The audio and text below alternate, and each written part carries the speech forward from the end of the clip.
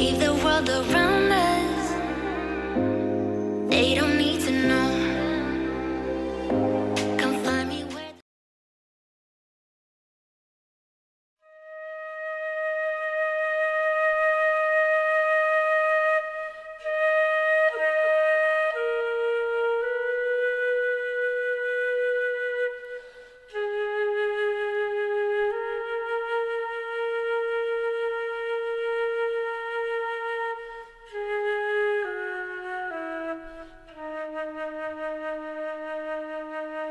Red Indian atau Native American adalah sekelompok manusia pertama yang menginjakkan kaki di Amerika Utara pada 20.000 tahun yang lalu. Rasa lapar dan keinginan untuk bertahan hidup menuntun mereka menyeberangi Selat Bering, titik tertimur benua Asia menuju benua Amerika. Mungkin kebanyakan dari kita sudah tahu bahwa peradaban manusia di Amerika Utara dimulai oleh suku Indian ini. Setelah mereka menginjakan kaki di benua yang luasnya 42,55 juta kilometer ini, mereka mulai membangun kehidupan bermasyarakat mereka sendiri.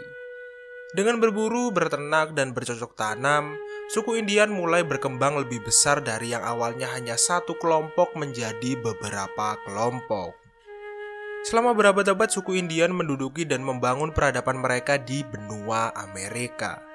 Tetapi pengaruh dan dominasi mereka mulai memudar pada abad 16, di mana orang-orang Eropa yang dipimpin Christopher Columbus mulai datang ke tanah mereka dan merampas semua hak mereka. Populasi suku Indian di benua Amerika, khususnya negara Amerika, pun mulai menurun drastis semenjak kedatangan mereka. Selama beratus-ratus tahun, orang-orang Eropa melakukan berbagai cara mulai dari A sampai Z untuk memojokkan suku Indian. Dan puncaknya terjadi pada abad ke-19, di mana para orang-orang Eropa yang menamai diri mereka sebagai orang Amerika berhasil mengakhiri kekuasaan suku Indian di Amerika. Alhasil, suku Indian ini mulai diasingkan dan ditempatkan di pelosok negara dan semua haknya dibatasi. Bahkan, beberapa kasus kriminal yang melibatkan suku Indian sebagai korban dan orang Amerika sebagai pelaku berakhir tanpa kejelasan, seperti yang terjadi kepada Olivia Lombard. Olivia Lombard adalah seorang ibu dan anggota dari Three Affiliated Tribes yang lahir pada tanggal 11 Oktober tahun 1985 dari pasangan suami istri Harley dan Irish. Olivia menghabiskan hampir semua hidupnya di daerah Newton, North Dakota. Newton adalah sebuah kota di Montreal County, North Dakota yang memiliki populasi sebesar 2.764 jiwa menurut sensus tahun 2020, yang membuat kota yang dialiri Danau Sakakawea ini menjadi kota terbesar ke-18 di North Dakota. Selama masa sekolahnya, Olivia gemar mengikuti berbagai kegiatan olahraga seperti basket, voli, dan cross country. Singkat cerita, setelah menyelesaikan pendidikannya, Olivia bekerja di berbagai tempat kerja di kotanya seperti Four Bears Casino and Lodge dan Edgewater Golf Course. Dari sini kita bisa mengetahui kalau Olivia adalah tipe wanita yang pekerja keras dan ulet. Dan dia tidak memanfaatkan kelebihan fisiknya untuk mendapatkan uang dengan cara yang tidak benar. 12 tahun kemudian, Olivia bertransformasi dari yang awalnya adalah wanita karir menjadi seorang ibu dari 5 orang anak. Selain menyayangi keluarganya, Olivia juga dikenal sebagai wanita yang sangat mudah dan senang bersosialisasi. Alhasil, dia bisa sangat mudah mendapatkan teman. Ketika bersama teman-temannya, Olivia suka menghabiskan waktunya dengan bermain poker, golf, dan nonton konser. Di masa ini, kehidupan Olivia dipenuhi dengan berbagai kesibukan rumah tangga, dan di waktu luangnya dia melepaskan penatnya dengan hangout dengan teman-temannya. Meskipun hidupnya bisa dibilang jauh dari kata sempurna, Olivia tetap menjalani hidupnya dengan penuh rasa syukur dan senyuman. Tetapi kehidupan yang dipenuhi rasa kebahagiaan Olivia tiba-tiba berubah pada tanggal 4 Oktober tahun 2017.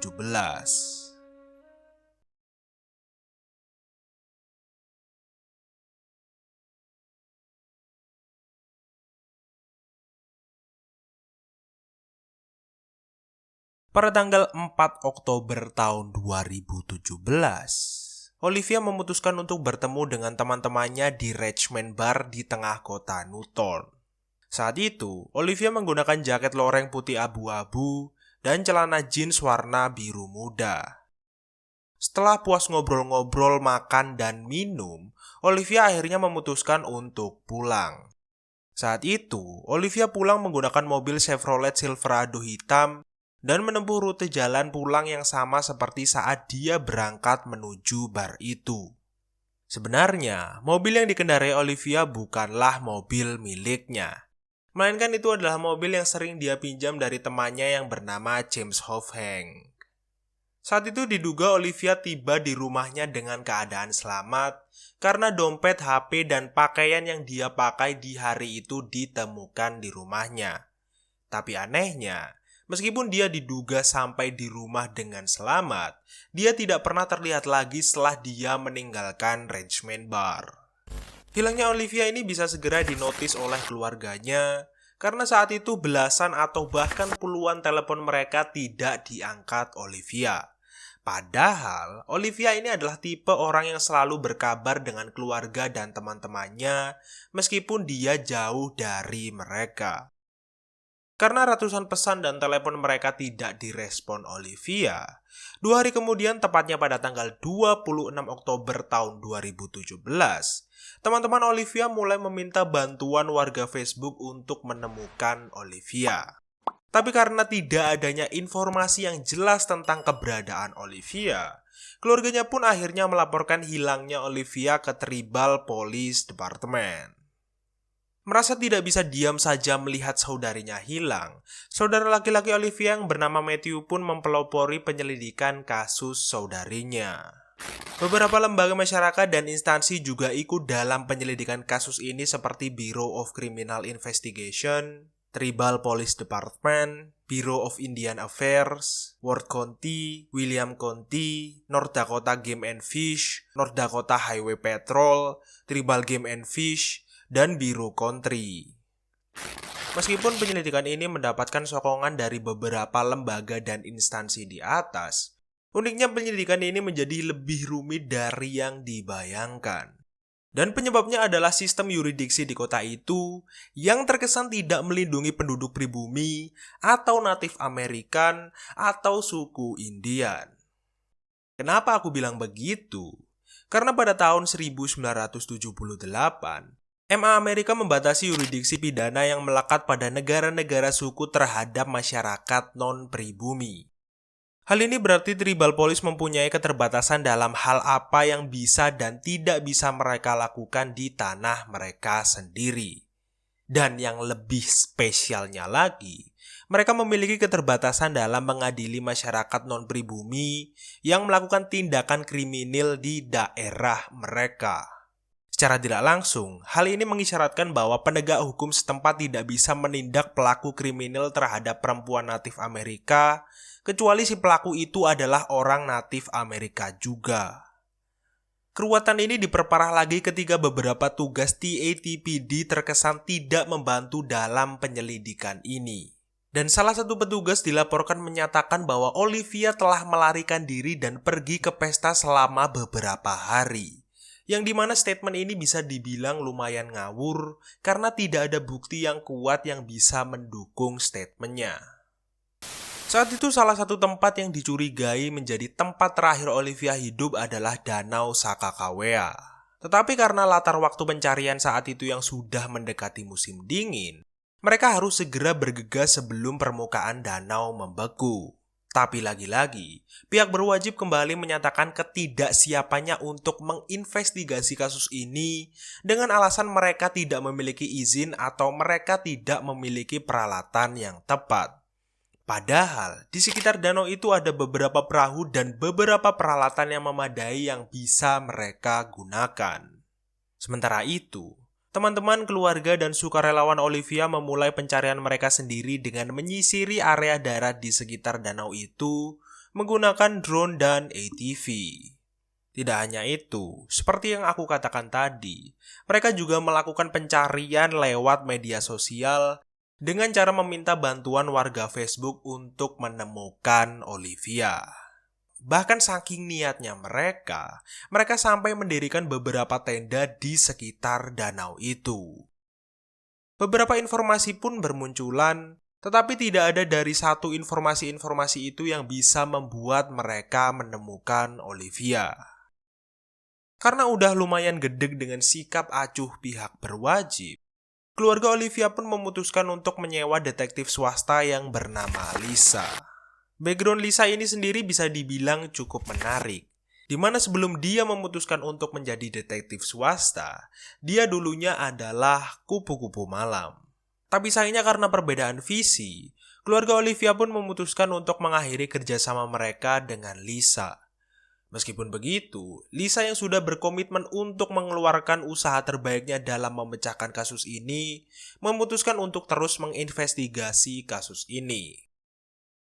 Hari mulai berganti menjadi minggu. Minggu mulai berganti menjadi bulan. Tetapi tetap saja usaha yang mereka lakukan masih tidak membuahkan hasil.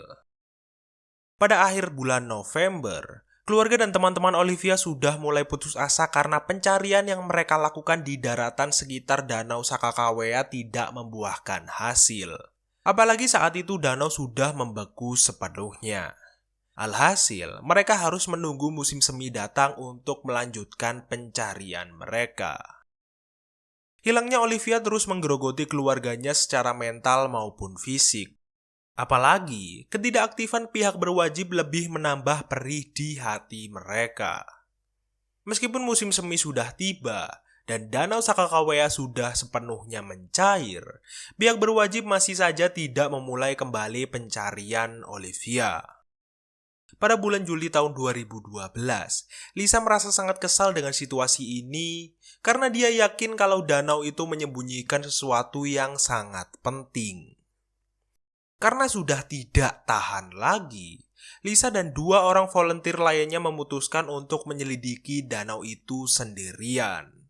Dengan berbekal sebuah kapal yang dilengkapi sonar, mereka bertiga memulai menyisiri setiap sudut danau itu dengan harapan mereka bisa menemukan sesuatu. Dan benar saja, setelah beberapa saat menyisiri danau itu, pada pukul 12.26 dini hari, sonar kapal itu mendeteksi sebuah objek yang berada di kedalaman 6 meter di bawah permukaan air. Objek itu berbentuk persegi panjang dengan garis lurus yang melintang. Jika dilihat sekilas, objek itu memiliki bentuk seperti sebuah truk. Gak pakai basa-basi lagi, Lisa pun langsung melaporkan temuannya ini kepada pihak berwajib dan keluarga Olivia. Tepat setelah matahari terbit, pihak berwajib pun mulai berdatangan ke danau itu untuk melakukan proses ekstraksi benda misterius itu. Dan setelah mereka menunjukkan satu tim penyelam ke koordinat benda itu dan mengaitkan benda itu ke mesin penarik, mereka akhirnya bisa menarik benda itu ke permukaan. Dan ternyata benda misterius itu adalah truk berwarna biru gelap. Truk itu ditemukan dalam keadaan yang wadidaw banget, di mana di bagian kacanya sudah pecah dan hampir seluruh bagian truk itu tertutup lumpur. Tidak hanya itu, di dalam truk itu juga ditemukan tubuh manusia yang duduk di kursi penumpang. Keluarga Olivia pun langsung diminta datang ke lokasi untuk melakukan identifikasi tubuh manusia itu. Dan setelah melakukan identifikasi beberapa saat, mereka langsung mengkonfirmasi kalau itu adalah Olivia. Konfirmasi mereka ini langsung diamini oleh hasil tes DNA yang mengatakan kalau DNA dari tubuh misterius itu sama persis dengan DNA milik Olivia. Jika dipikirkan lebih dalam, ada suatu hal yang janggal dalam penemuan mobil sekaligus Olivia di dalamnya, di mana saat itu Olivia terlihat duduk di kursi penumpang. Hal ini secara langsung mengisyaratkan kalau ada seseorang yang sengaja menyetir atau mengarahkan mobil itu ke dalam danau dengan tujuan untuk melenyapkan Olivia. Penyebab lenyapnya Olivia sendiri juga masih abu-abu meskipun otopsi sudah dilakukan karena tidak ditemukannya penyebab alami atau toksologis traumatis. Dan sampai saat ini, kronologi pasti detik-detik terakhir hidup Olivia masih belum diketahui. Meskipun akhirnya Olivia ditemukan, penyebab dan pelaku dalam kasus ini masih tidak bisa diketahui. Bahkan saking abu-abunya kasus ini, FBI sampai harus turun tangan untuk memecahkan teka-teki dalam kasus ini. Sayangnya, kasus serupa seperti yang dialami Olivia adalah hal umum yang terjadi di daerah itu. Tercatat ada beberapa kasus missing person atau pelenyapan nyawa yang menimpa wanita pribumi atau Native American di wilayah ladang minyak Bacon. Bahkan banyak dari beberapa kasus ini jarang mendapatkan liputan dari media nasional. Sejak ekstraksi minyak didirikan di daerah itu, aksi kriminal yang terjadi kepada wanita pribumi menjadi sangat meningkat. Dan jika dilihat dari acuhnya sistem yurisdiksi di daerah itu, sepertinya masalah seperti ini akan terus terjadi. Banyak penduduk setempat di daerah tersebut berspekulasi bahwa sebagian besar kasus pelenyapan ini disebabkan oleh karyawan kontrak yang bekerja di perusahaan minyak terdekat. Dan mereka juga berspekulasi bahwa para pekerja kontrak yang sudah melakukan tindakan kriminal atau pelenyapan nyawa terhadap wanita di daerah mereka langsung kabur dan pulang ke negara masing-masing, dan hanya sedikit dari mereka yang mendapatkan tindakan dari pihak berwajib. Karena Newton dan kota-kota di sekitarnya mempunyai sedikit atau bahkan tidak mempunyai CCTV sama sekali, dan para pekerja kontrak ini juga kebal terhadap yurisdiksi lokal, mereka merasa bisa melakukan segalanya terhadap perempuan pribumi tanpa adanya rasa takut untuk masuk penjara. Ya, dengan cara penegakan hukum yang sekendor ini, kasus-kasus seperti ini di masa depan akan terus terjadi. Karena para calon pelaku merasa aman ketika mereka melihat para senior mereka yang melakukan hal minor ini tidak mendapatkan tindakan sama sekali.